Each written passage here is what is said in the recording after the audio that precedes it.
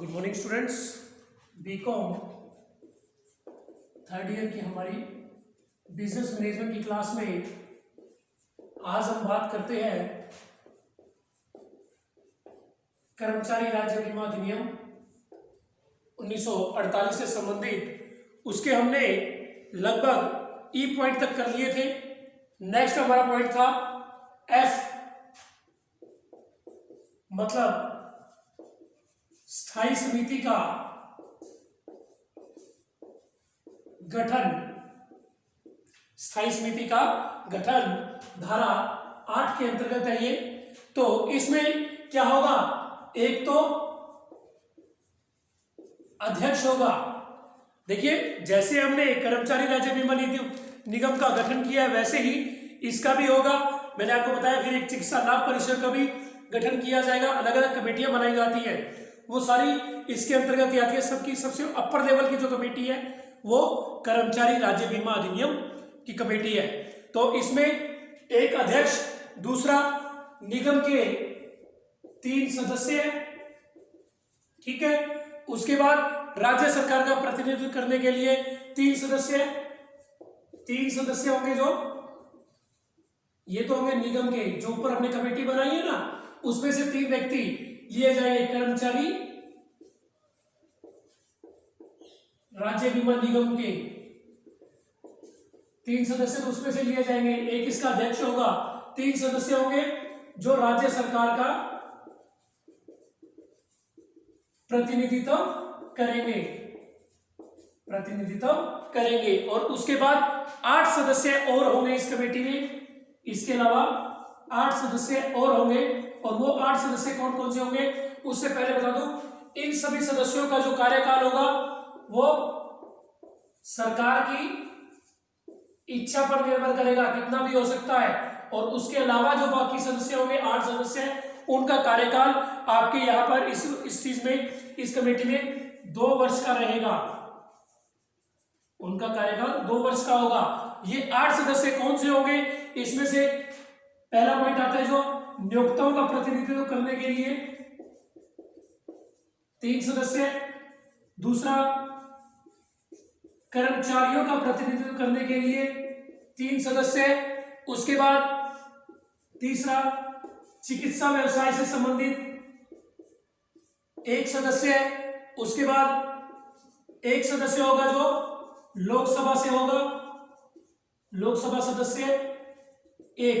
ये 8 सदस्य होंगे जिनका कार्यकाल 2 वर्ष का होगा। और इसके अलावा अपने पद की स्थिति में एक होगा, इसी में ही 5वां पॉइंट आ जाता, जो एक होगा महासंचालक, जो इनके अकाउंट्स की, इनके लेखों की सारी देखरेख रखेगा। तो स्थायी समिति का गठन इस तरीके से किया जाएगा। और इसी में नेक्स्ट जो जी पॉइंट आता है, जी पॉइंट ये होगा इनका कार्यकाल। तो कार्यकाल में पहला, दूसरा, तीसरा पॉइंट जो उसमें वो तो सरकार की इच्छा पर निर्भर करता है। और इसके अलावा इनका जो कार्यकाल होगा 2 वर्ष का होगा। ये थी स्थायी समिति का गठन। अब एच पॉइंट में हम बात करते हैं चिकित्सा लाभ परिषद का गठन। देखिए, मेन तो चिकित्सा लाभ परिषद ही है, क्योंकि इन्हीं के द्वारा ही बीमारी को सर्टिफाइड किया जाएगा, प्रमाणित किया जाएगा कि ये किस प्रकार की बीमारी है और उसे क्या क्या लाभ इस अधिनियम के तहत प्राप्त होंगे। तो एच पॉइंट है जो इसका मेन पॉइंट है। देखिए, वो तो हमें बताना जरूरी है क्योंकि उनके 2-2 नंबर के क्वेश्चन आ जाते हैं। चिकित्सा लाभ परिषद, तो इसमें कितने सदस्य होंगे, कितने नहीं, ये धारा 10 है। जो कार्यकाल था धारा 9 का था। तो इसमें सबसे पहला पॉइंट जो होगा, क्या होगा, परिसर का गठन किया जाएगा सबसे पहले। तो ये परिसर के गठन में धारा आ जाती है 10 की उपधारा ए, ठीक है। और इसमें क्या होगा, सबसे पहले तो एक होगा अध्यक्ष, और ये अध्यक्ष कौन होगा, इसका अध्यक्ष जो होगा स्वास्थ्य सेवाओं का महासंचालक, स्वास्थ्य सेवाओं का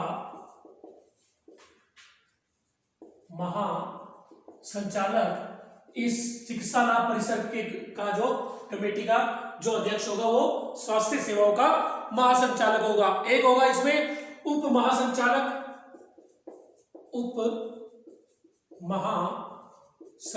या उप महाप्रबंधक भी हम इसमें कह सकते हैं। उप महासंचालक ये नियुक्त करेगी केंद्रीय सरकार द्वारा नियुक्त किया जाएगा। इसमें तो ये स्पष्ट हो गया, स्वास्थ्य सेवाओं का जो महासंचालक होगा वो इस परिसर इस कमेटी का अध्यक्ष माना जाएगा। उसके बाद चिकित्सा आयुक्त, इसके लिए एक व्यक्ति नियुक्त होगा, चिकित्सा आयुक्त का एक सदस्य। तो इन सब का कार्यकाल तो वही स्थिति, इसी में एक डी पॉइंट और है, मैं आपको बता दूं वो क्या है। डी पॉइंट, सदस्यों की नियुक्ति की जाएगी, सदस्यों की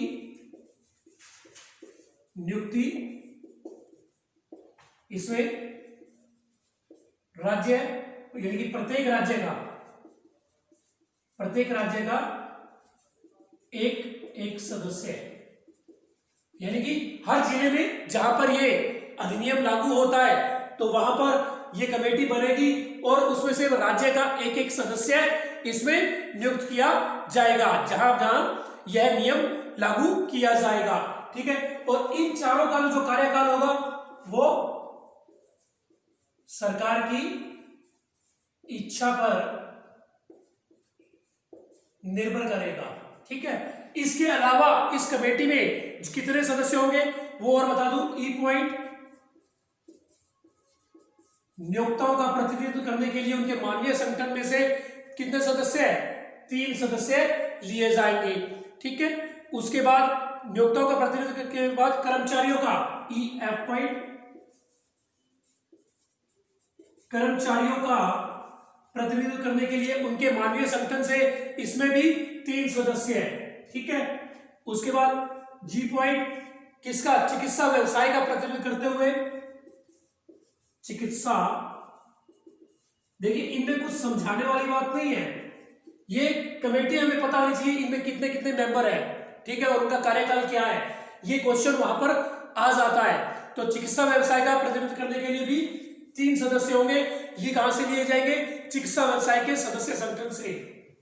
ये मानवीय संगठन जो नियोक्ताओं का है, ये कर्मचारियों का मानवीय संगठन, ये चिकित्सा व्यवसाय का संगठन, चिकित्सा व्यवसाय का जो संगठन है, जो उनका समूह है, उसमें से 3 सदस्य इसके लिए लिए जाते हैं।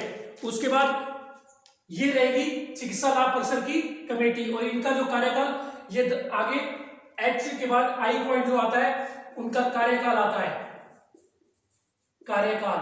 ठीक है, आई पॉइंट कार्यकाल, ये तो सरकार की इच्छा पर रहेगा और इनका जो कार्यकाल रहेगा वो 4 वर्ष का होगा, 4 वर्ष का होगा। ये 2-2 नंबर के क्वेश्चन पूछ रहे थे कि चिकित्सा लाभ परिषद में नियोक्ताओं का जो प्रतिनिधित्व करते हैं उनका कार्यकाल कितना होगा? 4 वर्ष का होगा। ये कंफ्यूजन के लिए, क्योंकि हर कमेटी में अलग अलग है। अब उसमें स्थायी समिति में आपको बताया उसमें 2 वर्ष का है और कर्मचारी राज्य बीमा अधिनियम में जो निगम में हमने जो सदस्य होंगे उनका 4 साल का रहेगा। तो सब में ये कंफ्यूजन करने वाली बात है। ठीक है, उसके बाद ये इनकी कार्यकाल की अवधि, अब इनमें भी पता क्या है, इनकी आगे उपधारे हैं। ठीक है, इसकी ए है, इसकी बी है, इसकी सी है, डी है, ई है। तभी मैंने आपको कहा कि आप ये मेरे नोट्स लेके जाएंगे या जब आप बुक्स में पढ़ेंगे तब आपको इनकी सब धाराएं पता लग जाएगी और ये लिखनी अति आवश्यक है। तो उसके बाद इसका जो नेक्स्ट पॉइंट आता है जे पॉइंट, उसके बारे में हम बात करते हैं। वो जे पॉइंट क्या है? सदस्यता का त्याग पत्र। अगर कोई भी व्यक्ति, इसी में बात करते हैं जे पॉइंट, सदस्यता का त्याग पत्र। स्वेच्छा से कोई भी व्यक्ति अपनी सदस्यता त्याग सकता है जब चाहे बीच में। यह धारा रहेगी 11। उसके बाद नेक्स्ट पॉइंट आता है सदस्यता का अंत। सदस्यता का अंत, देखिए अंत किस तरीके से होता है उसके बारे में मैं आपको बता दूं। धारा 12 है। एक तो 3 बैठकों में यानी कि 3 मीटिंगों में अनुपस्थित रहने पर, लगातार आप 3 मीटिंगों में अनुपस्थित है तो आपकी सदस्यता का अंत हो जाएगा। ठीक है, उसके बाद प्रतिनिधित्व समाप्त होने पर, प्रतिनिधित्व समाप्त होने पर यानी कि आपका कार्यकाल समाप्त हो गया तो भी आपकी सदस्यता का अंत हो जाएगा। उसके बाद संसद की सदस्यता समाप्त होने पर, संसद की सदस्यता समाप्त होने पर यानी कि अगर आप संसद के किसी भी यानी कि लोकसभा या राज्यसभा से मेंबर है और वहां अगर आपकी सदस्यता समाप्त हो गई तो इधर भी आपकी सदस्यता ऑटोमेटिक समाप्त हो जाएगी। तो ये लगभग आज हमने 12 धाराएं की है, तो बाकी की जो के पॉइंट से जो हम स्टार्ट करेंगे उसके बारे में कल बात करेंगे। आज के लिए इतना ही, क्योंकि ये थोड़ा सा कंफ्यूजन वाली बातें है और ये स्पष्ट वैसे की वैसे ही लिखनी पड़ेगी जैसे आपको बताई जा रही है, इनमें कोई परिवर्तन नहीं किया जा सकता। ठीक है, आज के लिए इतना ही, बाकी का कल करेंगे। Thank you.